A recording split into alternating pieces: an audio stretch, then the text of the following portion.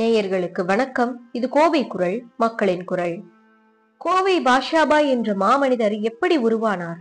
1980ஆம் ஆண்டு இந்து முன்னணி என்ற அமைப்பை சேர்ந்த ராமகோபாலன் அவர்களால் இஸ்லாமியர்களை தலைக்குறைவாக பேசுவதும், அவர்களுடைய உயிரினும் மேலாக நேசிக்கக்கூடிய நபிகள் நாயகத்தை மற்றும் கதீஜா ரலியல்லாஹு அன்ஹா அவர்களை கொச்சைப்படுத்தி பேசுவதும் வழக்கமாக கொண்டிருந்தார்.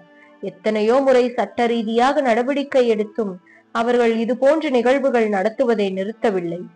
அதை தொடர்ந்து அவருக்கு ஏதோ ஒன்று புரிய வைக்க வேண்டும் என்று மாவீரன் பாஷாபாய் எண்ணினார். மதுரையில் வைத்து இந்து முன்னணி நிறுவன தலைவர் ராமகோபாலனை தாக்கியுள்ளார்.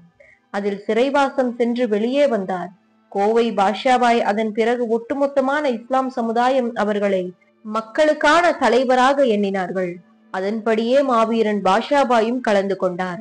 அல்லுமா என்ற இயக்கத்தை உருவாக்கி தன்னை அதிலே அர்ப்பணித்து தன் பிள்ளைகளையும் அதில் சேர்த்து உடன் பிறந்த தம்பிகளையும் சேர்த்து அவருடைய மருமகன், உற்றார், உறவினர்கள் அனைவரையும் இஸ்லாமியர்களுக்கு எதிராக பேசக்கூடிய நபருக்கு எதிர்வினையாற்றுகின்ற ஒரு இடத்தில் நிற்க வைத்தார் மாவீரன் பாஷாபாய். அப்படி கோவையில் மிகப்பெரிய ஒரு தலைவராக அறியப்பட்டார்.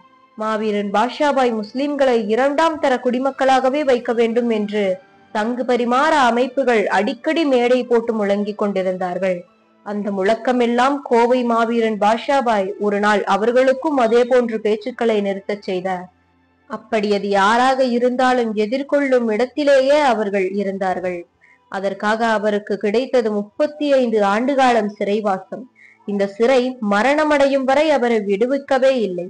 அவர் உடல் நலம் சரியில்லாமல் பரோலில் வந்து மருத்துவமனையில் சிகிச்சை பெற்று வந்தார். நேற்று 16 டிசம்பர் 2024 அன்று அவர் மருத்துவமனையில் காலமானார். மாவீரன் பாஷாபாயின் இறுதி ஊர்வலத்தில் கலந்து கொள்வதற்காக பல கட்சி தலைவர்கள் அந்த நிகழ்வுகளில் கலந்து கொண்டு அவர்களுடைய வருத்தத்தை தன்னுடைய குடும்பத்தார்களுக்கு தெரிவித்தார்கள். மாவீரன் பாஷாபாய் என்ற மாமனிதனின் சகாப்தம் இன்றுடன் நிறைவடைந்தது. மாவீரன் பாஷாபாய் அவர்களின் உடலை சந்தூக்கி வைத்து உற்றார் உறவினர்களையும் விட்டு இறுதியாக விடை பெறுகின்ற அந்த இறுதி நேரத்தில் மாவீரன் பாஷாபாயின் மகள் தன் தந்தைக்காக இறைவனிடத்திலேயே பிரார்த்தனை செய்கின்றது இப்பொழுது பார்க்கலாம்.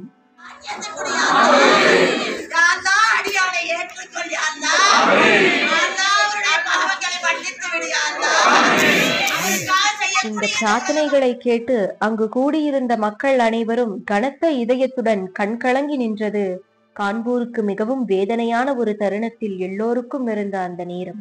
அவரது உடலை அடக்கம் செய்வதற்காக தூக்கி செல்கின்றதை பார்க்கலாம்.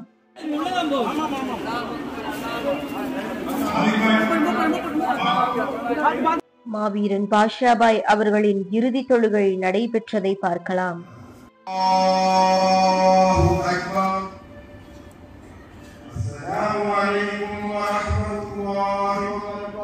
அவர் நேசிக்கின்ற இஸ்லாம் மார்க்கத்துக்காகவே வாழ்ந்தார். அவரை எதிர்க்கின்றவர்களுக்காகவே வாழ்ந்து காட்டினார். அதுதான் மாவீரன் பாஷாபாய். மேலும் பல செய்திகளுக்கு இணைந்திருங்கள்.